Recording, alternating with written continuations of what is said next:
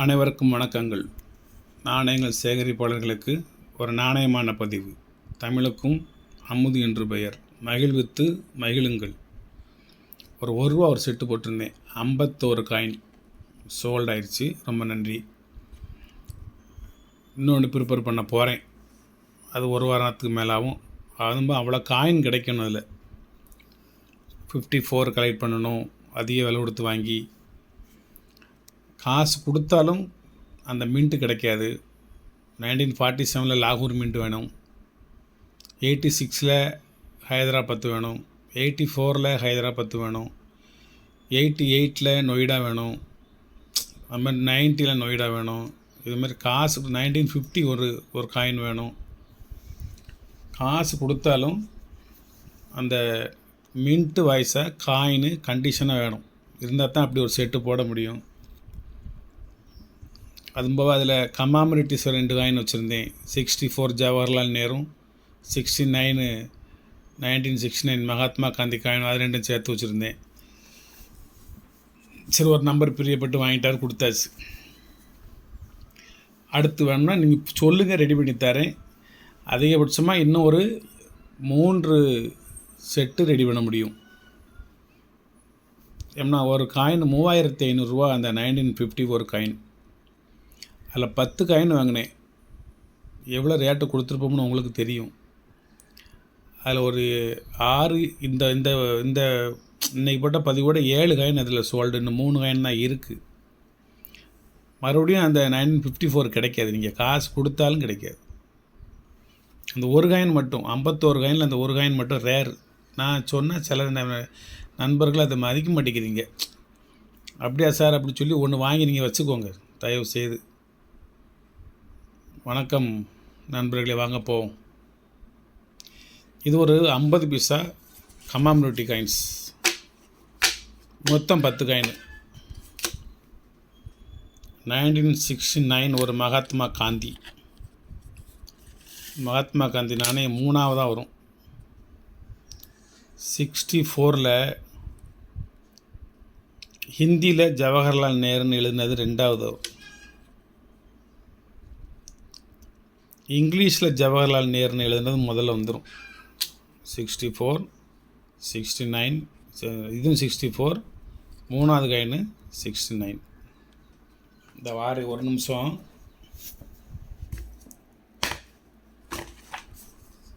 அதை எடுத்துருவோம் கரெக்டாக. அதை 50 பைசா கமாமரேட்டிவ்ஸ். இங்கிலீஷில் எழுதுனது, ஹிந்தியில் எழுதுனது காந்திக்கு அடுத்து என்னது 25th இண்டிபெண்டன்ஸ் டே. இந்த வச்சுட்டேன்.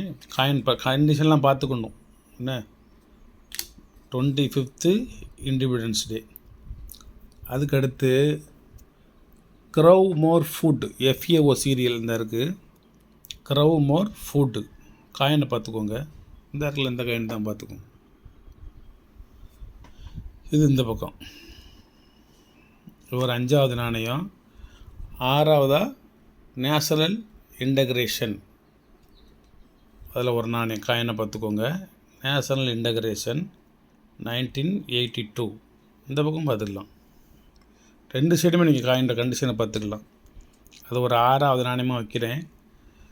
7ஆவது நாணயம் கோல்டன் ஜூப்ளி டைகர். இந்தாங்க, இது 7ஆவது நாணயம். காயினை பார்த்துக்கோங்க. Reserve bank of India.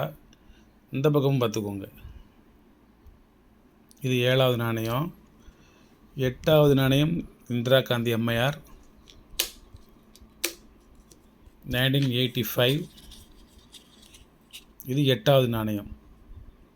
Indira Gandhi அம்மையார் நாணயம். இந்த பக்கம் பார்த்துக்கோங்க. அதுக்கடுத்து 9ஆவது நாணயம் ஃபிஷர்ஸ். இந்தாங்க ஃபிஷர்ஸ் 1986. காயின் கண்டிஷனை பார்த்துக்கோங்க. FAO serial. இது வந்து FAOங்கிறது வந்து இதில் கீழே அடியில் இருக்கும். இந்த காமிக்கிறேன். கீழே அடியில் கடல் கொள்ளை எழுதியிருக்கா FAOன்னு இந்த எழுதிக்கு வருங்க. பேன் ஆகிட்டு இருக்கு.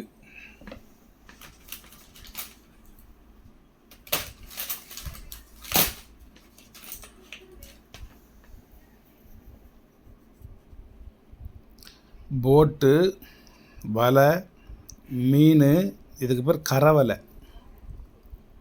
இது வந்து போட்டில் வல்லத்தில் வல்லம், இதுக்கு பேர் வல்லம். வல்லம்ங்கிற ஊர் கிடையாது, இதுக்கு பேர் வல்லம்.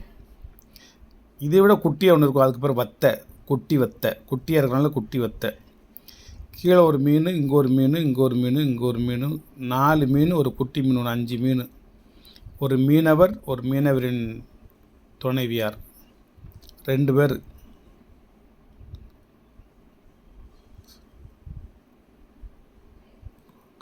ஃபிஷரிஸ், இது ஒரு தொழில். ஃபிஷர்னால் இவர், ஃபிஷரிஸ்னால் மீன்பிடி தொழில். கடலுக்குள்ளே அந்த எழுதிக்கு வருங்க, எஃப்ஏஓ.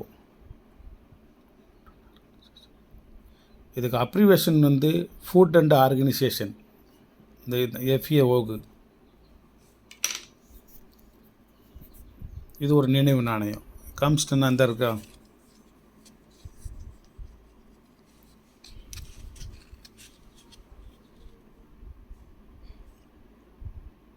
காயின் கண்டிஷனை பார்த்துக்கோங்க. இதில் ஹைதராபாத் மின்ட் வந்து கொஞ்சம் ரேர் வரும். இதில் போட்டிருக்க புக்கில் Hyderabad mint scarce item. Book பிரகாரம் 1 வருஷத்துக்கு முந்தைய அதனோட ரேட்டு 200 ரூபா.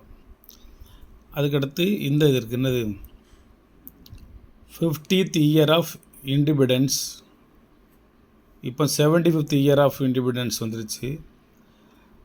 அது நினைவாக காந்தி உப்பு சத்தியாகிரகம். இதுவும் கடல் சார்ந்த ஒரு தொழில். மேலே இருக்கிற மீனும் கடல் சார்ந்தது, இதுவும் ஒரு கடல் சார்ந்தது.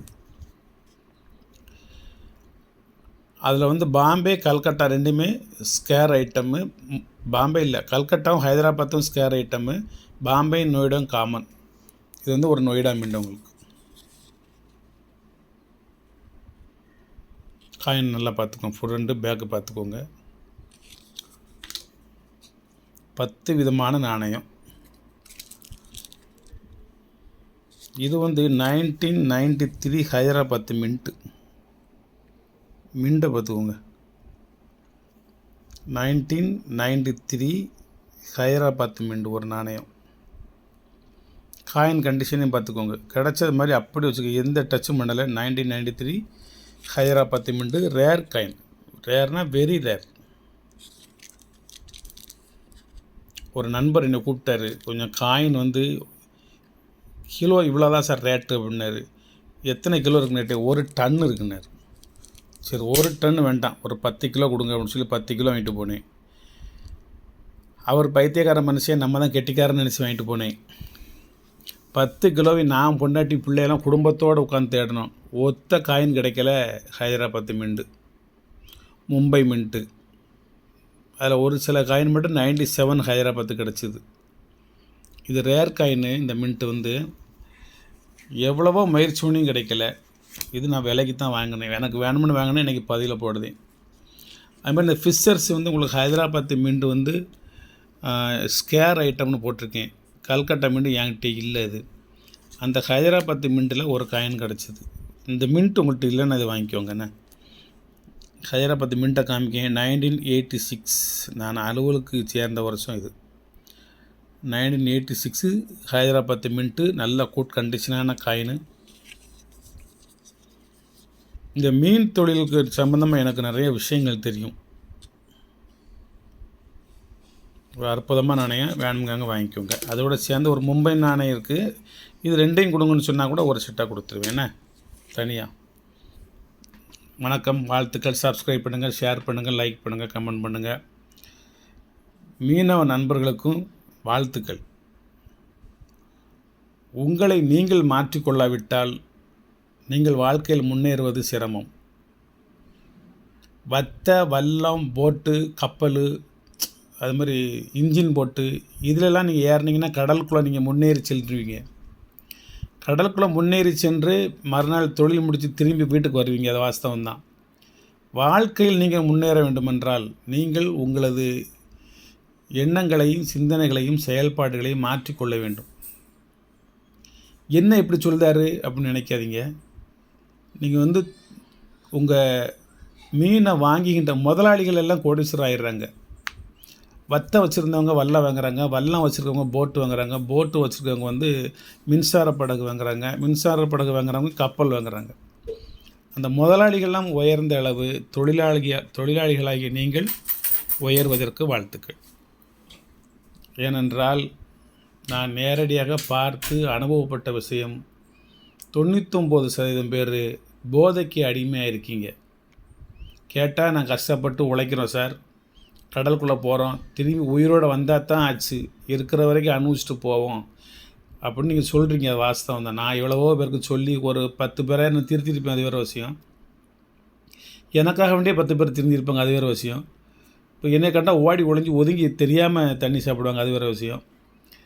இது நான் சொல்ல வேண்டிய ஒரு ஆதங்கமான ஒரு வார்த்தைகள். இது உங்கள் மனதிற்கு ஒரு ஆறுதலாக இருக்கட்டுமே என்று ஒரு ஆசை. எல்லாருமே ஏதேனும் ஒரு வகை போதைக்கு அடிமையாடுறீங்க. கேட்டால் இந்த வார்த்தையை சொல்கிறீங்க, உசுரோட வந்தால் தான் சார் நெசம் அப்படிங்கிறீங்க. அனுபவிச்சுட்டு போவோம். அனுபவங்கிறது அது கிடையாது. மது அருந்துறது, கஞ்சா அருந்துறது, பீடி, புகையில, சிகரெட்டு, கணேஷு, பான் பராக்கு, அபின்னு, கொக்கைனு, இந்த மாதிரி இதெல்லாம் நீங்கள் சாப்பிட்றது வாழ்க்கையில் அனுபவம் கிடையாது. இது இப்படி அனுபவித்து நீங்கள் சாகணும்னு அவசியம் கிடையாது. மனைவியை சந்தோஷமாக வச்சுருக்கணும், குழந்தைகளை சந்தோஷமாக வச்சுருக்கணும், சகோதரர்களோடு உறவு வச்சுக்கணும். உறவுனா பாசம் வச்சுக்கணும், அக்கா தங்கைகளோடு பாசம் வச்சுக்கணும், நண்பர்களை நேசிக்கணும், இந்த உலகத்தை நேசிக்கணும், உங்கள் தொழிலை நேசிக்கணும், நல்லா உணவு அருந்தணும், நல்ல விதமாக பேசணும், நல்ல விதமாக பழகணும், நல்ல செயல்பாடுகள் செய்யணும். இதுதான் உங்களுக்கு வாழ்க்கையில் நல்ல அனுபவங்கள். இதை அனுபவிச்சுட்டு இந்த உலகத்தை விட்டு போங்க. பெரிய பெரிய மன்னர்கள், மகான்கள் எல்லாருமே இறைவனிடம் வேண்டிக் கொள்வது ஒன்றே ஒன்று தான், இன்னொரு பிறப்பு எனக்கு வேண்டாம். பிறவா பிணி நீக்கணும், அவ்வளோதான். இன்னொரு தடவை நான் இந்த உலகத்தில் மனிதனாக பிறக்கக்கூடாது. நான் அடிக்கடி கேட்பேன், ஏன்டா அப்படி சொல்கிறீங்க? ஏன் இந்த உலகத்தில் மீண்டும் நான் மனுஷனாக பிறக்கக்கூடாதுன்னு சொல்கிறீங்க? இதை விட மேன்மையான பிறவி வேறு இருக்கின்றதா? ஒரு மனித பிறவியை விட மேன்மையான பிறவி உலகத்தில் வேறு இருக்கின்றதா? மனிதனாக பிறப்பதற்கு எனக்கு ஆசை இல்லை என்று சொல்கிறீர்களே, அப்போ நாயாக, நரியாக, பாம்பாக, பல்லியாக, பூரானாக, இப்படி ஒரு நாள் மட்டும் வாழக்கூடிய ஈசலாக இப்படிலாம் நீங்கள் பிறந்தால் சந்தோஷமா? 100 வயது வரை வாழக்கூடிய ஒரு மனிதனாக பிறப்பதற்கு உனக்கு சங்கடமாக இருக்கா? அப்போ 300 வருஷம் 400 வருஷம் வாழக்கூடிய ஆமையாக காட்டுக்குள்ளே கிடக்குங்களா? காட்டுக்குள்ளேயும் கடலுக்குள்ளேயும் கிடக்குறீங்களா? வேட்டையிடக்கூடிய புலி, சிங்கமாகி ஒரே இரத்த பசியோடே வாழ்கிறீங்களா? மாமிசமே சாப்பிட்டு வாழ்கிறீங்களா? தேவைப்பட்டால் மாமிசம் சாப்பிடவும், தேவைப்படவில்லை என்றால் சைவ உணவுகளை சாப்பிடவும், தேவைப்பட்டால் இறைவனை வணங்கவும், படவில்லை என்றால் இறைவன் இல்லை என்று சொல்வதற்கும் உனக்கு 1000 உரிமைகளை கொடுத்து, ஒரு அற்புதமான ஒரு பிறருக்கு உதவக்கூடிய ஒரு ஆற்றலை கொடுத்து, மனம் இறங்கக்கூடிய கொடுத்து, சிரிக்கச் சொல்லி, அழச் சொல்லி, சிந்திக்க சொல்லி, அவ்வளவு உணர்வுகளையும் கொடுத்த ஒரு உயிராகிய இந்த மனித உயிரை வேண்டாம், நான் இன்னொரு முறை மனிதனாக பிறக்க விரும்பவில்லை என்று சொல்கிறீர்களே, ஏன்? அதுக்கு பதில் சொல்லுங்கள். நீ வணக்கம், வாழ்த்துக்கள். உங்களை ரொம்ப நான் பேசியே உங்களை சங்கடப்படுத்திடக்கூடாது. சரி, ஒரு பதிவு, அற்புதமான ஒரு பதிவு போட்டிருக்கேன். என்ன, 10 விதமான நல்ல கண்டிஷனான, நல்ல மின்டெல்லாம் தெரியக்கூடிய ஒரு அற்புதமான ஒரு நாணயம் போட்டிருக்கேன். ஒரே ஒரு செட்டு வாங்கிக்கோங்க. இந்த மீனவர்கள் நினச்சி, நான் கடற்கரை ஓரம் பணிபுரிந்த காரணத்தினால் சொல்கிறேன், இந்த மீனவர்கள் நினச்சி நான் அந்தளவுக்கு வருத்தப்படுவேன். கையெல்லாம் பொத்து போய் அப்படியே தகன்னு இருக்கும். நம்ம கை ரோஜாப்பூ மாதிரி இருக்கும். காயின்ஸை தேய்ச்சி கருப்பாக இருக்கும். இப்படியே தேய்ச்சிக்கிட்டு இருந்தேன். என்ன பண்ணும், கை எப்படி இருக்குது பார்த்தீங்களா? இது நம்மளுடைய கரங்கள். இது அவங்க கரங்கள். இந்த கையை ஃபுல்லாக கருப்பாக பழுத்து உடஞ்சி காய்ச்சி போயிருக்கும். இப்படி தொட்டிங்கன்னா கல்லை தொட்டுற மாதிரி இருக்கும். இவ்வளவு கஷ்டப்பட்டு உழைச்சி கரவலை என்று சொல்லக்கூடிய கையாலே இழுத்து அந்த மீன்கள்லாம் பிடிச்சி சுமந்து கொண்டு வந்து, அந்த உப்பு, கடல் நிறைய தண்ணி கிடந்தாலும் குடிக்கிறதுக்கு தண்ணியை சுமந்துட்டு போகணும். அந்தளவுக்கு அந்த உப்பு காற்றுலேருந்து கஷ்டப்பட்டு காசை பூரம் கொண்டு வந்து கரியாக்கிறீர்களே என்று வருத்தம். மனைவி மக்களை நேசிங்க. உலகத்தில் அந்த மனைவிங்கிறவ தாய்க்கு அடுத்த ஸ்தானம். சில விஷயங்களில் தாயவும் மிஞ்சியவள் என்ன நான் அடிக்கடி சொல்லுவேன். அதனால் எல்லாருமே மனைவியை நேசிங்க. மனைவி அமைவதெல்லாம் இறைவன் கொடுத்த வரம்ங்கிறது மாதிரி மனைவியாக இருக்கிறவங்க கணவன் நேசிக்கணும். 2 பேரும் சேர்ந்து குழந்தைகள் நேசிக்கணும். எல்லோரும் சேர்ந்து இந்த உலகத்தை நேசிக்கணும். இதுதான் நம்மளோட ஆசை. வாழ்த்துக்கள் நண்பர்களே, வாழ்த்துக்கள். இதனுடைய விலை 500 ரூபா, வெறும் 500 ரூபா தான். வாங்கிக்கோங்க. அற்புதமான ஒரு கலெக்ஷன், சூப்பர் கலெக்ஷன். வேறு கமாமிடேஸ் காயின் கிடையாது. நீங்கள் வேறு எதுவும் தேடி போக வேண்டாம்.